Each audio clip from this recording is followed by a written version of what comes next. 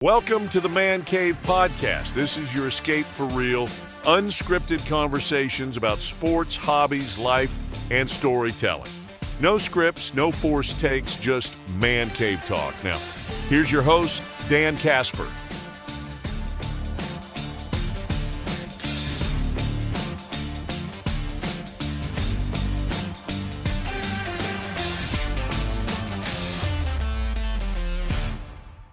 What is up, everybody? Welcome to a brand new episode of the Man Cave Podcast. Myself, Brandon, is over there. What are you laughing at now?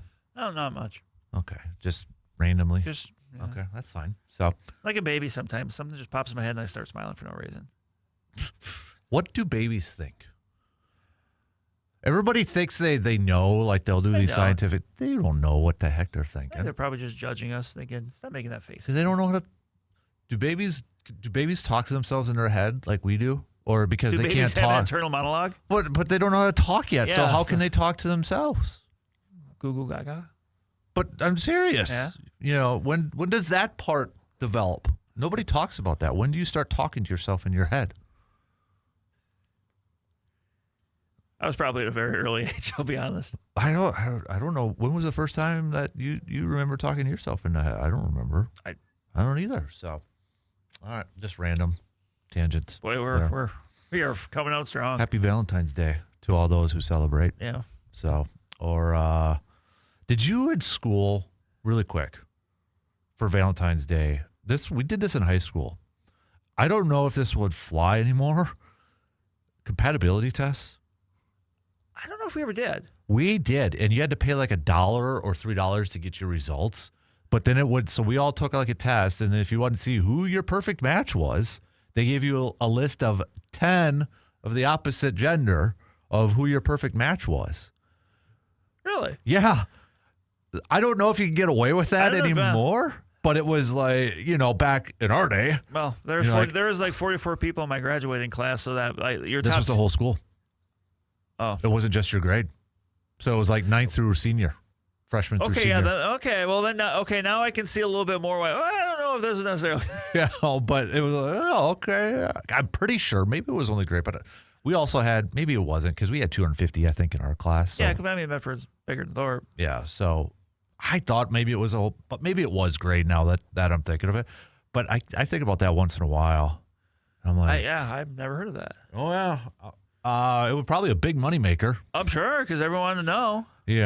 And that might have. You get some loser like me, I'd probably be paying that $3 to see.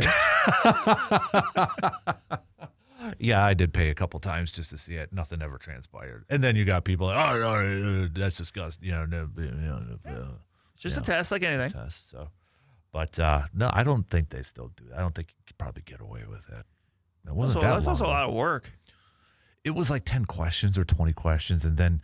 They had to print out the results. Now it's probably like instant it's probably like what those magazines that people take tests and you could just cross-reference. I could still picture how it Is looked your like. man a stud or a dud? Yeah.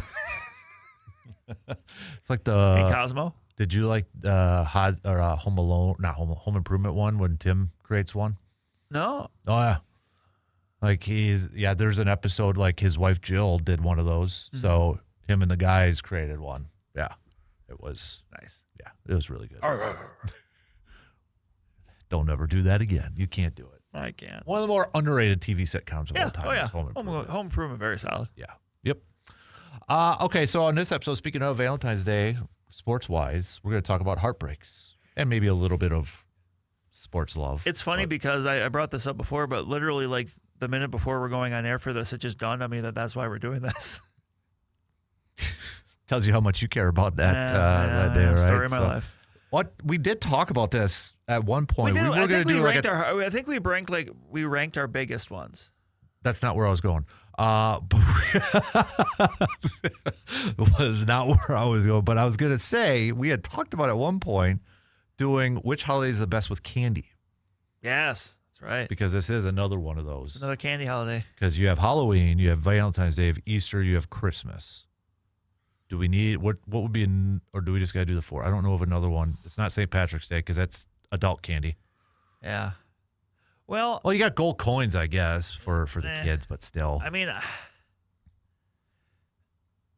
There really isn't another one. I mean, I feel like Halloween's going to be the obvious one. I disagree. But I Not would my go. pick. I would go Easter. Mm-hmm. I would go Easter. Me too. 100% Easter. Yeah, I would go Easter. Yep. Halloween's got all the extra pub, and marketing to it, but I want to just give me a big chocolate Easter bunny. yeah, I can gnaw off his 8 years. Yep. I totally agree. Sixlets. I know you hate Ugh. those. I know. Ugh. Come Gross. on.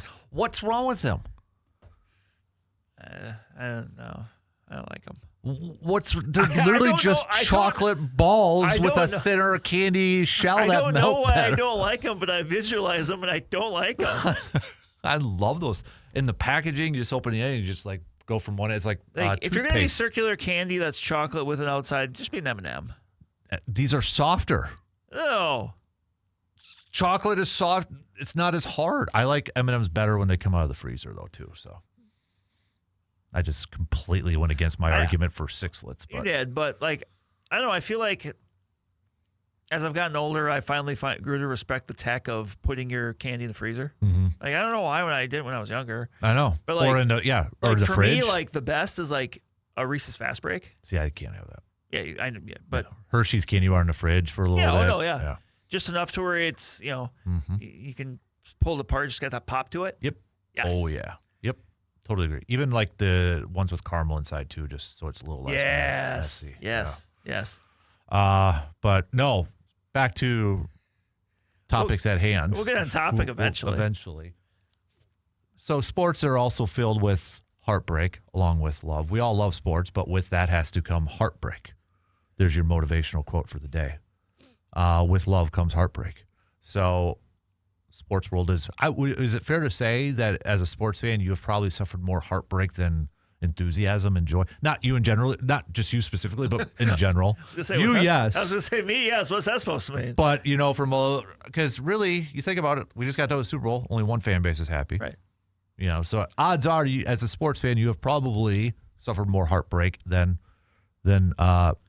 excitement or love or joy. Thank you. Yes. So. Yeah, I think that's fair. Yeah. So with that, kind of just jumping right into it, you, sir, are like Mr. Heartbreak of all over because you are a Brewers fan. Okay. You are a Vikings fan. I'm a Badgers fan. You are a Badgers fan. I don't get very many wins. You had one during your And the lifetime. Bucks. You have And the then Bucks. I do count the Penguins because I am a Penguins. I don't.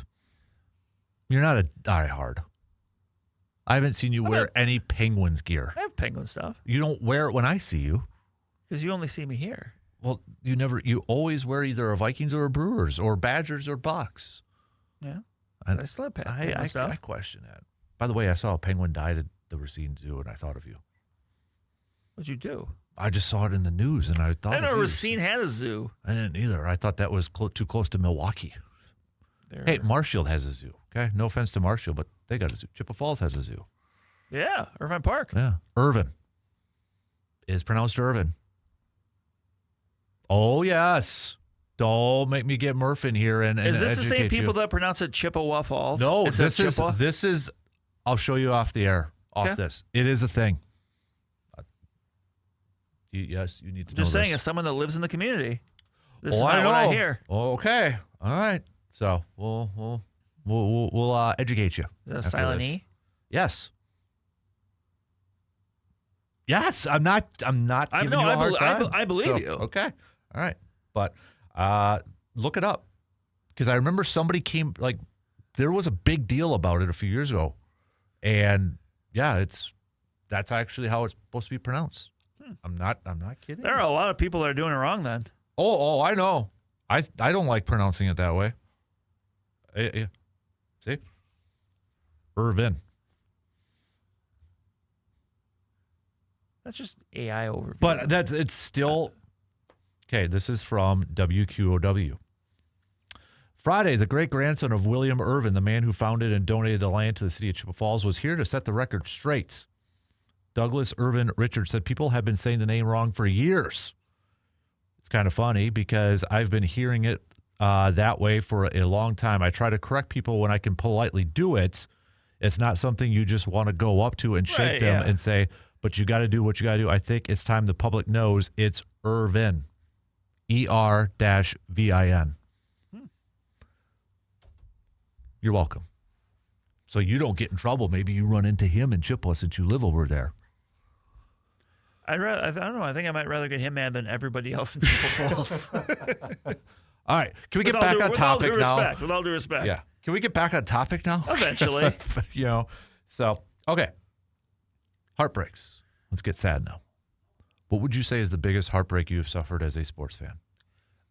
The one that I felt the worst after was the Badgers losing to Duke in the 2015 men's basketball championship game. Mm-hmm.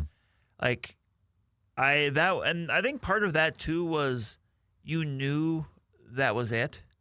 Like, Wisconsin made the Final Four the year before, lost in the semis on a late shot against Kentucky. But that one you just knew, like, okay, if it wasn't this group, it's probably not going to happen. Mm-hmm.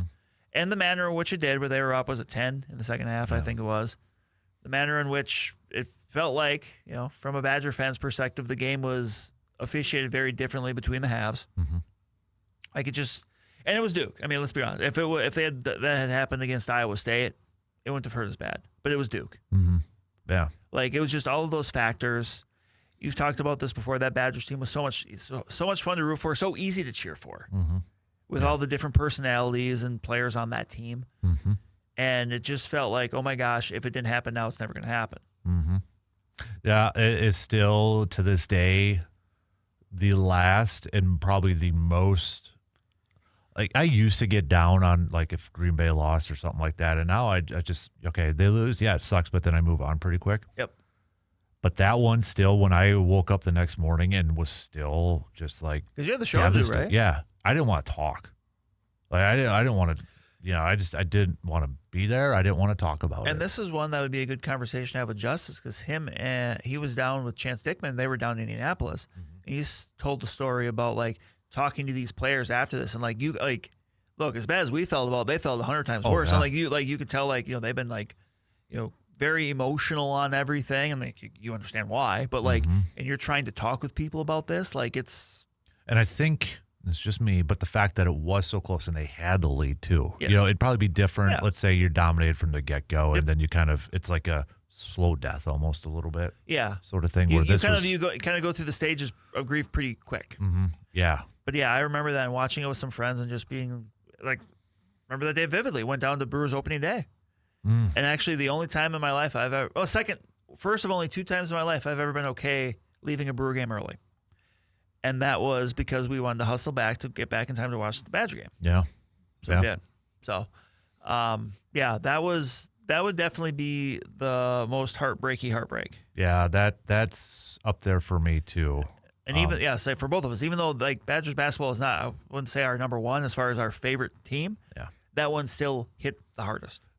From a program standpoint, yeah, it's not one of, but from this like a special year though, it's one of those weird things where it's one of my favorite seasons because of that team, of following that team. But then it ended on There's so many memories I have of that. Like, I won't get into the details because I don't need to, but like that Elite Eight game against Arizona, because that was like the second one. That was like an afternoon one. Mm-hmm. We were at one of my best friend's bachelor party, and we were watching that, and it was an experience. Let's just put it that way.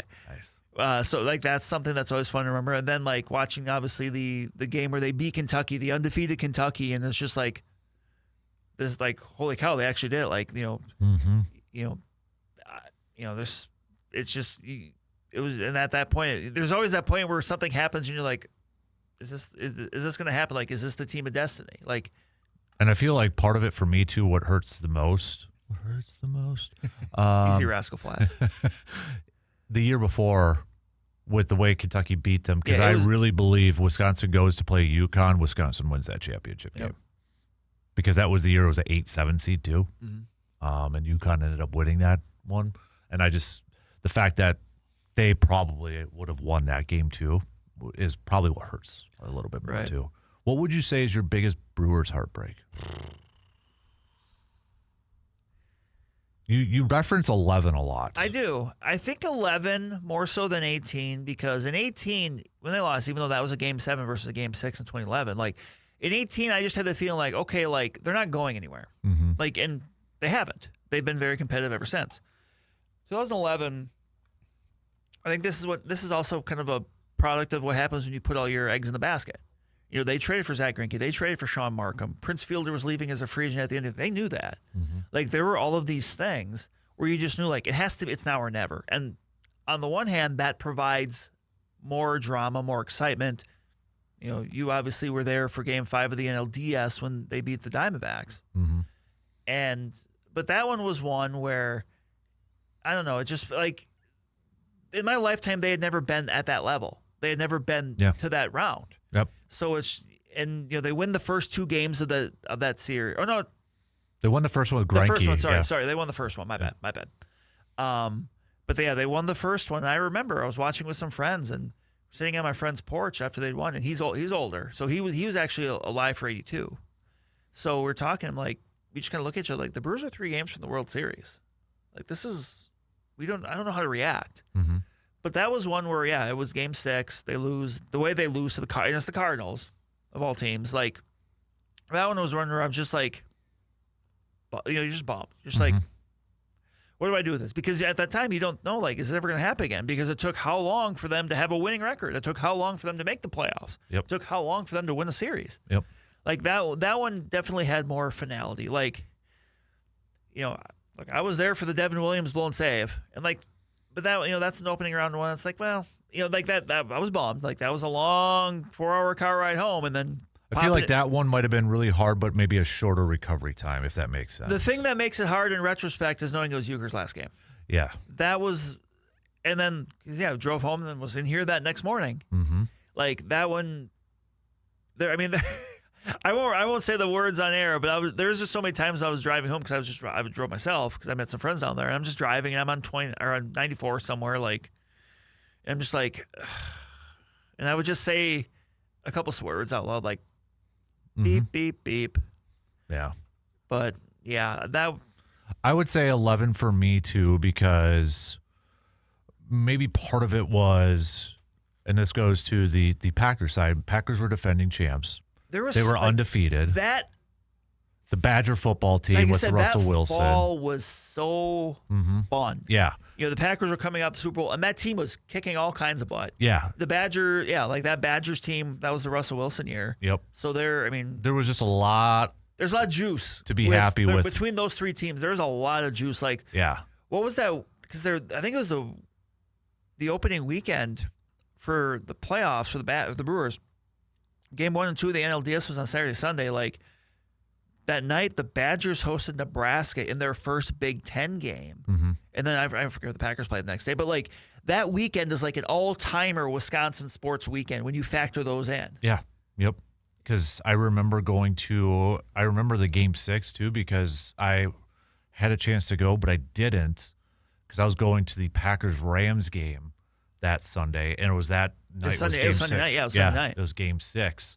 And I still remember, like, the Ricky Weeks home run trying to claw back into it. Yeah, they fall behind, but they got within, like, 1. Yeah. Because, like, I think Corey Hart hit, like, a leadoff home. Like, it was, and then it was like, and then I think the next inning or whatever, the Cardinals just put up a crooked number. So, like, yeah.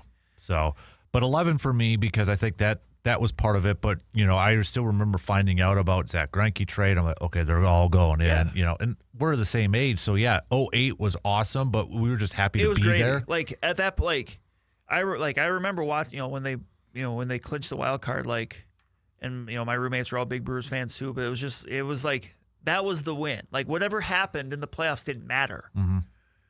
And they won the 1 game. But, like, you know, it would have been fun that year to see what they could have done if they still had Ben Sheets. Because remember, Ben Sheets got hurt right at the end of that season, last series. Exactly. Like, if you were able to throw him, Sabathia, Dave Bush, Giovanni Gallardo Garrett, at the early and if stage, those were your 4, like, you know, Jeff Suppan started that 4th game that they lost because he had to.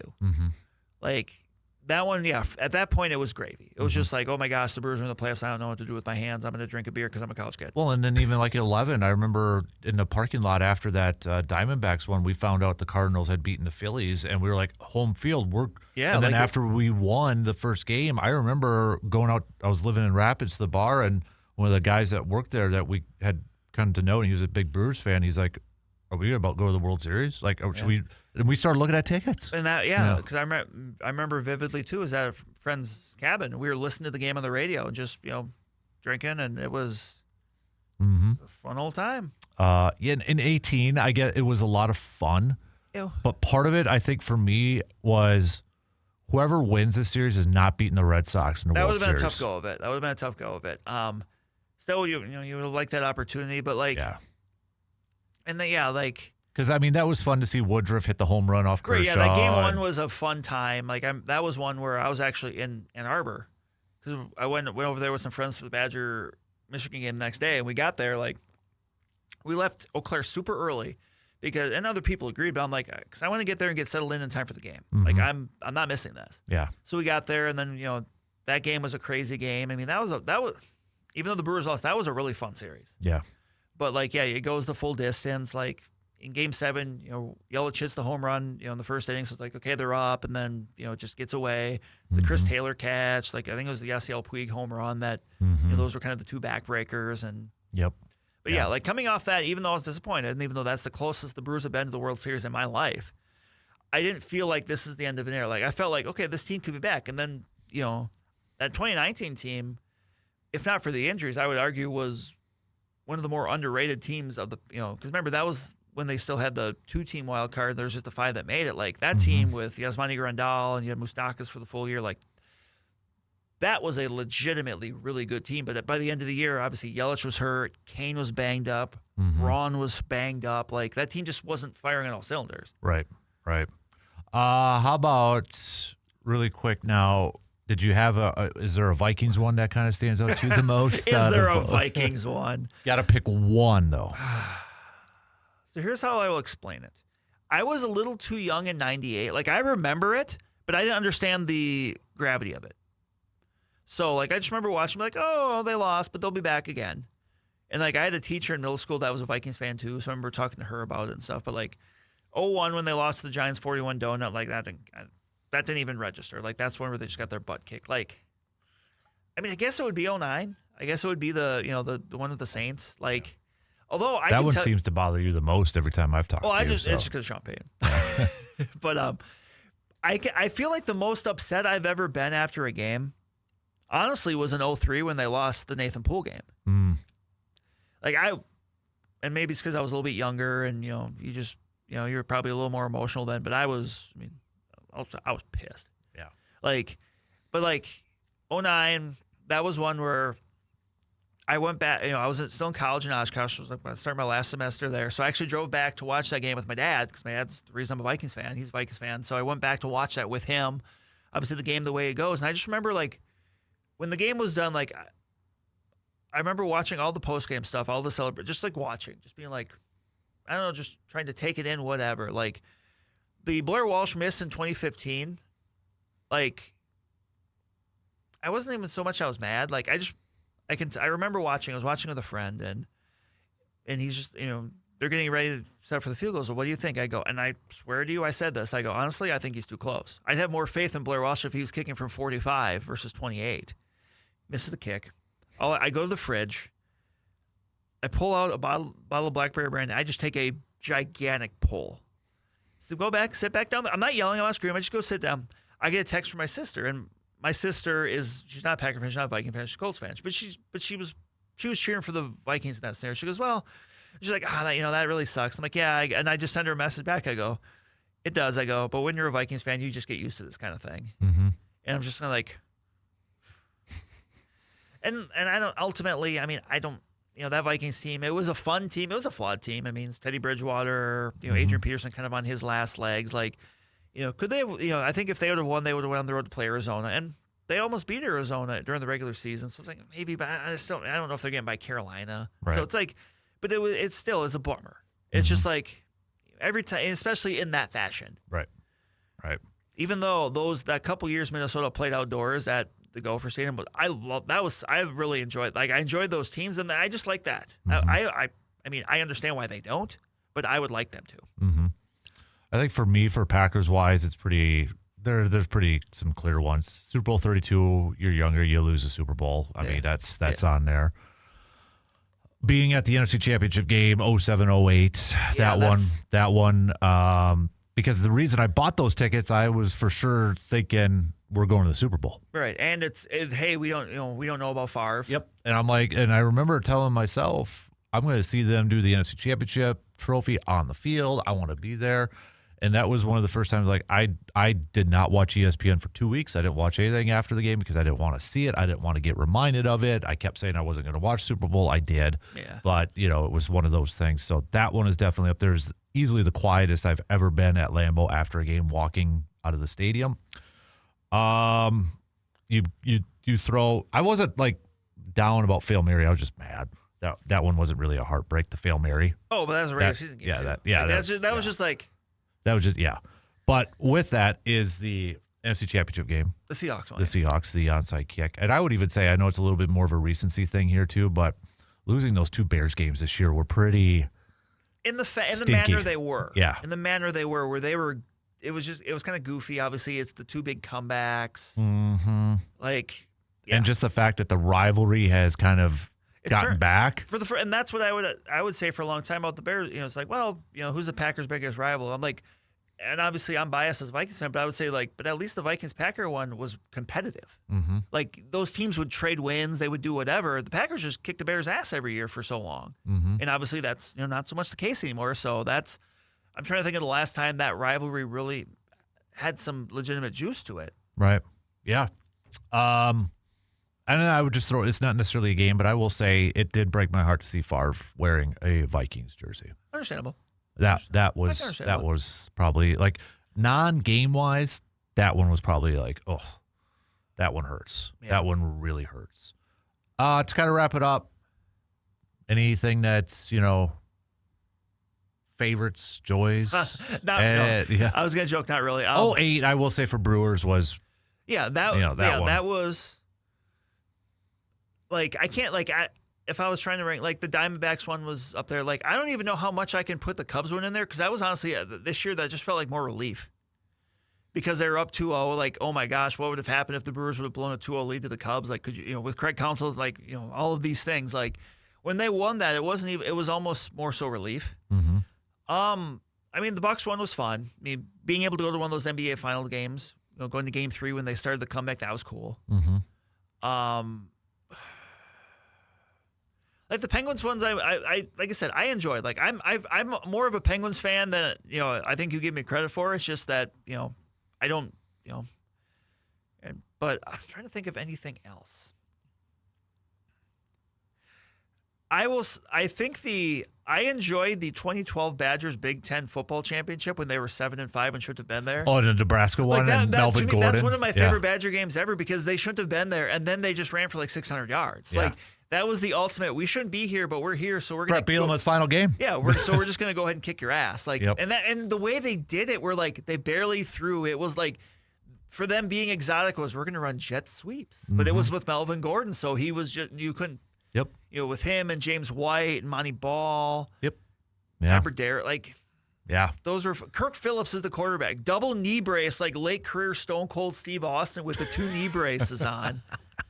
Like that, like, because then that was the year they lost to Stanford. Like, in those 3 Rose Bowls, I mean, it's, at that point, college football was different because, like, your path of crowning a champion's different. Mm-hmm. But, like, I kind of wanted them to get one. Like, the first year they played TCU, that's a close game.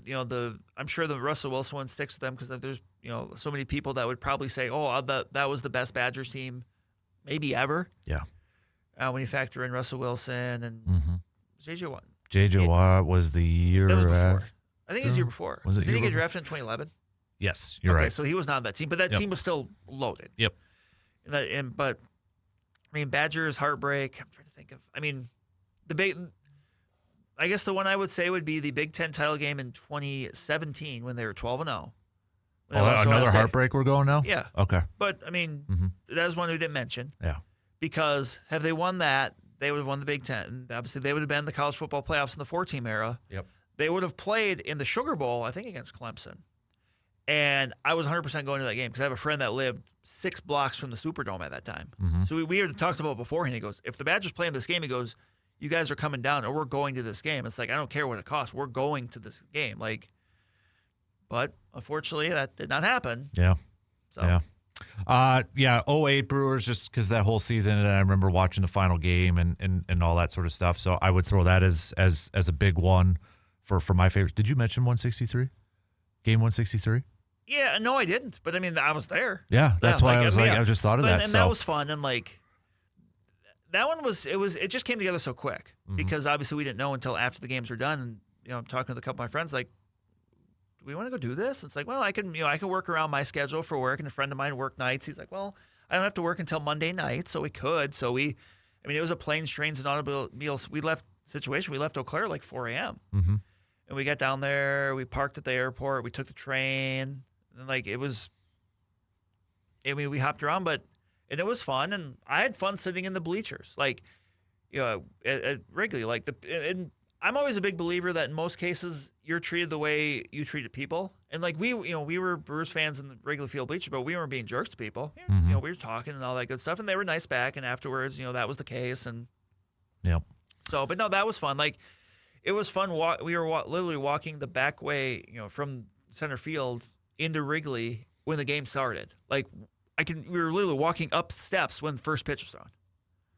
So that was interesting. And then afterwards, like before we went to get the bus or the train to come back, like we walked by the Brewers, like their charter bus, and they weren't in there yet, but like fans were out there and they were cheering and stuff. So that was cool too. Mm-hmm. It was I'm glad I did it. Like, I'd like to go to Wrigley again one day. Honestly, I think, and maybe just take in I'd like to take in Wrigleyville. Yeah. Yeah. No, 08-11, the season up until that series against the Cardinals, probably one of my favorites. Game 5 is one of my favorite memories in sports of all time, just being there and such and watching that walk-off victory. I've always said the 2010 season for the Packers is my favorite, not just because they did win the Super Bowl, but I was probably at Lambeau for half those games. And I was there for the last 2 home games too, to see the clinch, to get in, then the return to Titletown, sort of thing.